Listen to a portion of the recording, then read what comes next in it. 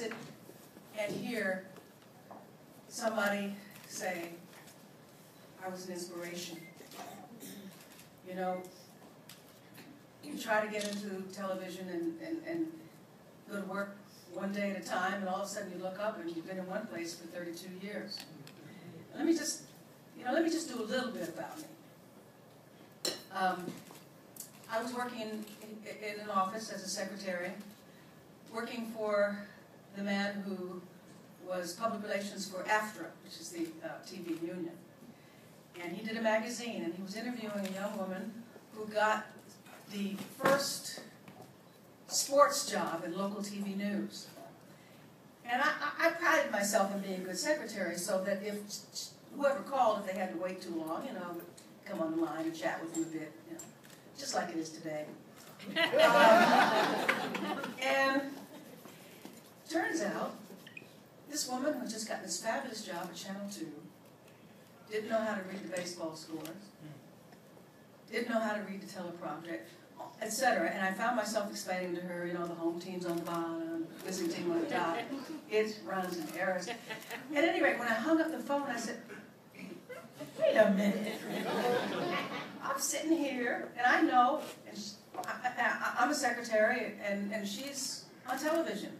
So I turned around, got the yellow pages, look up announcing. I figured if she knew little about sports, and she was on TV, and I knew a lot, and I didn't have that job, maybe I could get one maybe in a small radio station somewhere in this country. You know, figured radio started smaller than TV. You know, that's how naive I was. You know, it's all fabulous. And so I found announcers training studios, and three nights a week for 6 months. I did a little bit of radio. I sent out 400 resumes, and that was in February. I was on my first job 2 months later in New Haven, and I scared out of my mind. I mean, you have to keep in mind, I never went to college, you know. I spent my evenings playing softball, basketball. I was in 4 bowling leagues. I had a full life. But I was approaching 30 years old, and I said, I got to get myself a career and not a job. So it started there. And when I got to New Haven, which was my first job, the guy said to me, I don't know what to tell you, but the best thing you can do in life is be yourself. And that was a frightening thought.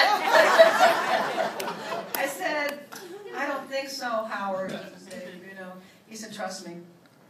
And so I set out to do that. And at that point, women didn't have a career in television past 40 years old. Not really. As soon as you stopped being, as my late friend Jessica Savage said, as soon as you stopped being a fantasy in an executive's mind, that was it. So here I was at 30 years old, and I figured, all right, I'll get 10 good years, get a good resume, and then I'll have a good job. It has been 40 years. Yeah.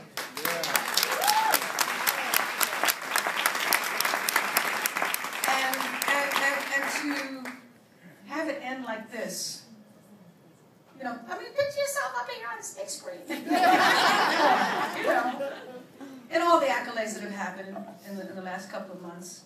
It's been an interesting couple of months. The first 3 weeks, I just felt like I was on vacation, you know.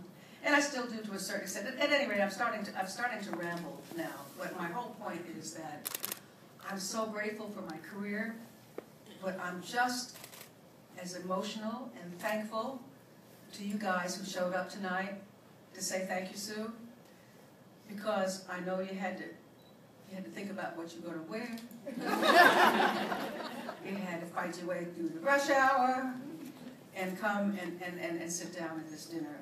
So it was an effort. I appreciate it. Probably some of you are thinking, why did you say what the F?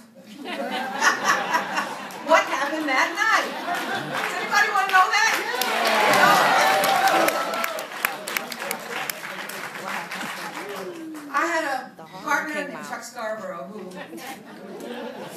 on many a night, it was hard to get his attention because he fell in love with this computer thing and this Google thing.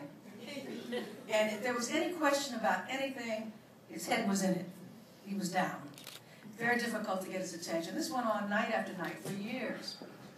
So this particular night, this person stands there and goes 3, 2, 1. You're on. This was a fill-in. Now, 10 years ago, there was a rule at NBC, which was, tell Sue, they always say, tell Sue, one of my producers.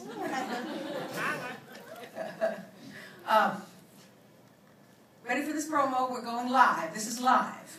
Because I got caught all the time. I got caught spinning around. I got caught doing a lot of things, but I never caught saying an awful word.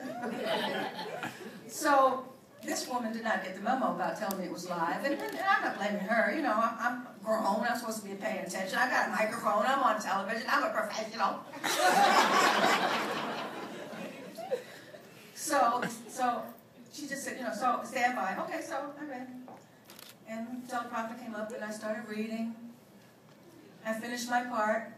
I didn't hear anything. And I looked over, and Chuck was in the computer.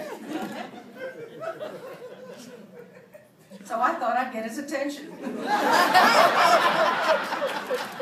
What the are you doing? Do you know he still didn't hear me? Everybody in New York and wherever heard it. Believe you me, I heard from a lot of people. And I looked up and the woman did this.